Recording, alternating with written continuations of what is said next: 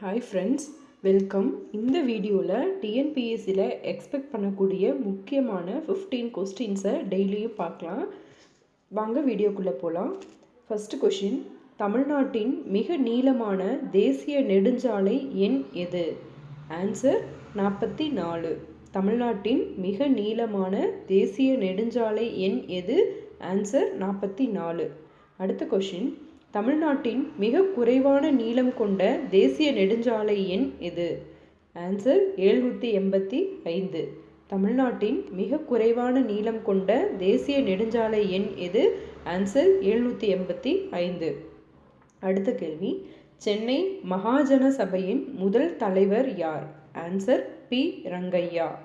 சென்னை மகாஜன சபையின் முதல் தலைவர் யார்? Answer P. ரங்கையா. அடுத்து, இந்தி எதிர்ப்பு மாநாடு எங்கே நடத்தப்பெற்றது? ஆன்சர் சேலம். இந்தி எதிர்ப்பு மாநாடு எங்கே நடத்தப்பெற்றது? ஆன்சர் சேலம். சென்னை உயர்நீதிமன்றத்தில் பணியமர்த்தப்பட்ட முதல் இந்திய நீதிபதி யார்? Answer D. முத்துசாமி.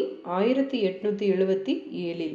சென்னை உயர்நீதிமன்றத்தில் பணியமர்த்தப்பட்ட முதல் இந்திய நீதிபதி யார்? டி. முத்துசாமி.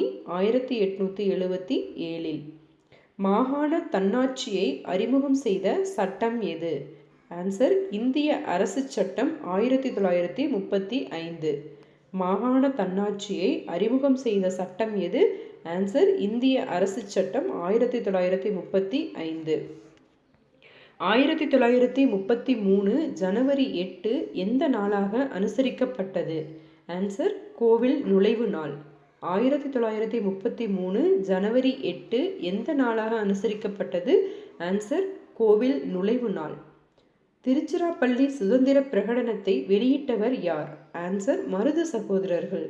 திருச்சிராப்பள்ளி சுதந்திர பிரகடனத்தை வெளியிட்டவர் யார்? ஆன்சர் மருது சகோதரர்கள். கட்டபொம்மன் எந்த இடத்தில் தூக்கிலிடப்பட்டார்? ஆன்சர் கயத்தாறு. கட்டபொம்மன் எந்த இடத்தில் தூக்கிலிடப்பட்டார்? ஆன்சர் கயத்தாறு. அதிக எண்ணிக்கையில் அண்டை நாடுகளுடன் தனது எல்லையை பகிர்ந்து கொள்ளும் நாடுகள் யாவை?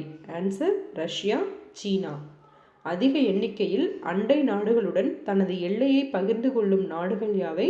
ஆன்சர் ரஷ்யா, சீனா.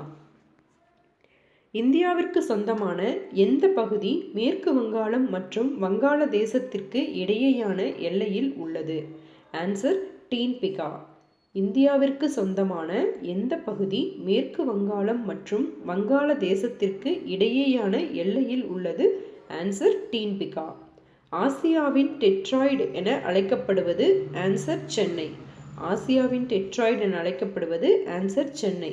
தூத்துக்குடி எவ்வாறு அழைக்கப்படுகிறது? ஆன்சர் தமிழ்நாட்டின் நுழைவு வாயில். தூத்துக்குடி எவ்வாறு அழைக்கப்படுகிறது? ஆன்சர் தமிழ்நாட்டின் நுழைவு வாயில். இந்தியாவில் முதலாக வருமான வரி எந்த ஆண்டு யாரால் அறிமுகப்படுத்தப்பட்டது? ஆன்சர் 1860ஆம் ஆண்டு சர் ஜேம்ஸ் வில்சன் என்பவரால். இந்தியாவில் முதலாக வருமான வரி யாரால் எந்த ஆண்டு அறிமுகப்படுத்தப்பட்டது? 1860ஆம் ஆண்டு சர் ஜேம்ஸ் வில்சன் என்பவரால். 1954ஆம் ஆண்டு முதலில் பண்டங்கள் மற்றும் பணிகள் வரியை அமல்படுத்திய நாடு எது? Answer France.